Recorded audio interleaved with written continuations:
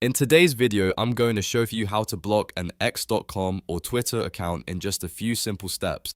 This is really useful if you want to stop seeing someone's posts, protect your privacy, or just clean up your timeline fast. If this video helps, make sure to hit the like button and subscribe for more easy tutorials like this. Alright, let's get started. First, open X and navigate to the profile of the user you want to block. You can also find one of their posts directly in your feed if that's easier.